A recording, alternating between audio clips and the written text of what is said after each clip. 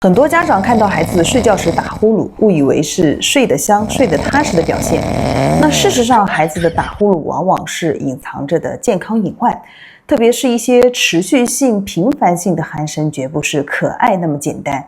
打呼噜在儿童中多见于3到10岁，常常和腺样体肥大、扁桃体肥大、鼻炎等一些疾病有关系。如果不加以重视，可能会影响孩子的睡眠质量和生长发育。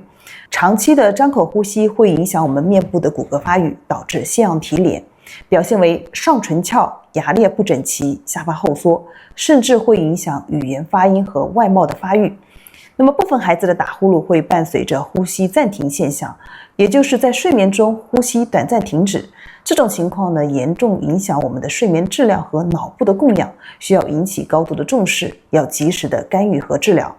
那么家长应该怎么做呢？要注意观察孩子打呼噜的频率、声音是否持续且响亮，有无呼吸暂停或夜间憋醒，白天是否精神不振、注意力差或者经常犯困。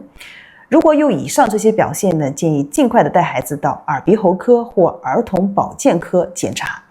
平常呢，要帮助孩子养成良好的睡眠姿势，控制体重，减少鼻部的刺激源。那最后呢，要提醒各位家长，打呼噜不是小问题，可是健康的警报器。